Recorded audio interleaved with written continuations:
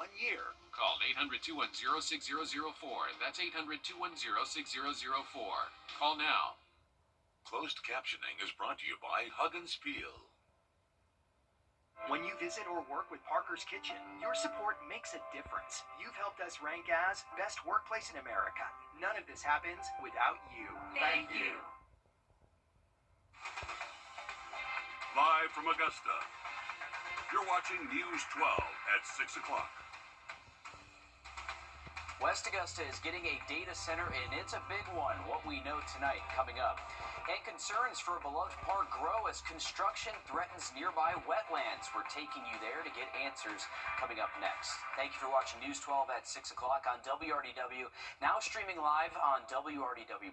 I'm Wrdw. First, we're checking in with your First Alert meteorologist, Malik Bryant, for us in the Weather Center. Malik. Yeah, tonight, a number of brush fires that threaten nearby buildings are now under control. At around 2:30 this afternoon, crews in Aiken County were fighting a brush fire that burned part of a shed on Burnett Drive off Bent Arrow Drive and Old Friar Road. Dry and windy conditions today were not favorable for putting out those flames quickly, and we saw fire crews from several areas come together to get those under control. Meanwhile, there was another brush fire off of Highway 25 in Edgefield County near propane tanks. Thankfully, that is under control as well. And in Aiken County, authorities are looking into 3 deadly crashes over the last few days. The first taking the life of an 18-year-old. It happened Christmas Eve just before 9 p.m. Authorities say Aiden Judy was driving without a seatbelt on Connector Road in Graniteville. Judy's vehicle left the road and overturned. He was pronounced dead at the scene.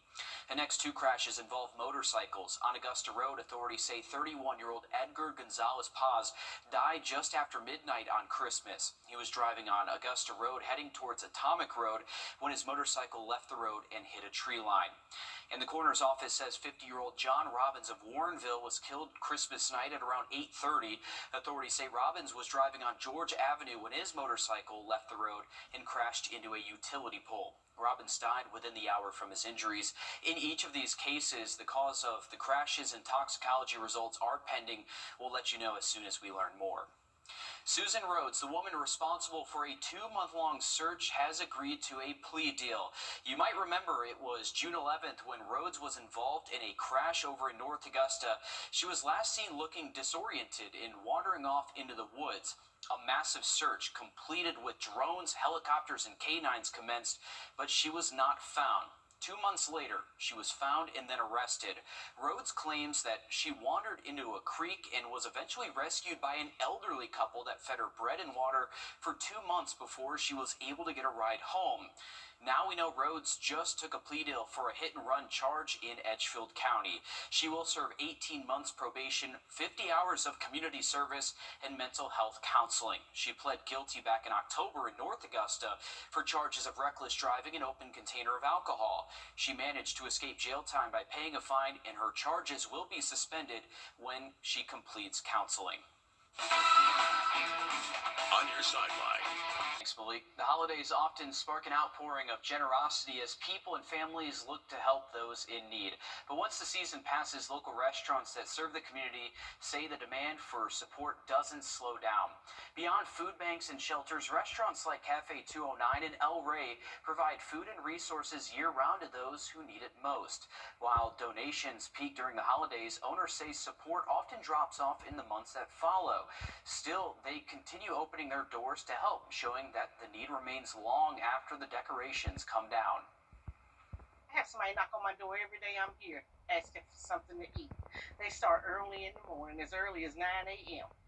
And sometimes they're waiting for us to close, for us to give food out in the afternoons.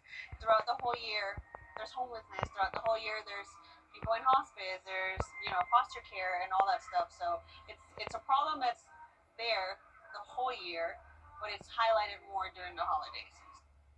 And these owners continue that momentum beyond their restaurant walls. El Rey has gone a step further, launching its own nonprofit to support children and individuals in hospice care, while Cafe 209 hosts an annual holiday gala, both raising funds and reinvesting in the community they call home.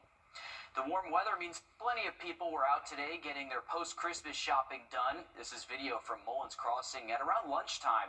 Whether people were returning items or spending new gift cards, the day after Christmas shopping day is a busy one. Several shops and online sellers are also running day after sales, and this is about the time we start seeing any unsold Christmas decorations go on discount. And with Christmas in the rearview mirror officially, fireworks stands are opening their doors for New Year's.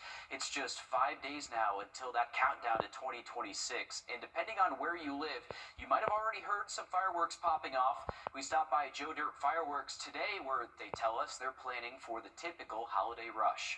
We definitely get packed, the day of and a little bit before leading up to the holidays. But this New Year's, we're super excited just to see because, for one, it's nice and warm outside, and we're super excited to see families come in, be ready to be outside, and just to be able to spend time with their family. And no doubt it's going to get busy. Last year, the U.S. fireworks industry reported an estimated $2.2 billion in revenue, with New Year's and, of course, 4th of July being their biggest holidays. And as you start putting away those Christmas decorations, maybe you wait a little bit longer than I do, but your live Christmas tree could become a fish habitat. The Army Corps of Engineers will submerge your tree to naturally break down in the Thurman Lake and give fish natural habitats to thrive in. This is going on now and well into the new year. If you live in Georgia, you can drop off your tree at the Amity Day Use area off of Keg Creek Boat Ramp.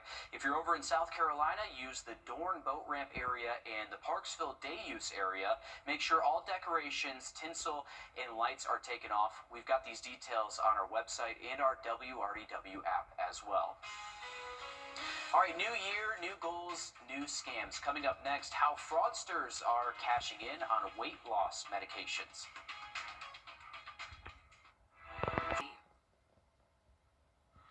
To wrap things up this evening, a heartwarming update for an Aiken pup. At the Aiken SPCA, Lars, the shelter's longest resident, has found his forever home. Look at that smile. He'd been with the Albrecht Center for nearly 5 years. In fact, he was adopted just 1 week before his shelter anniversary.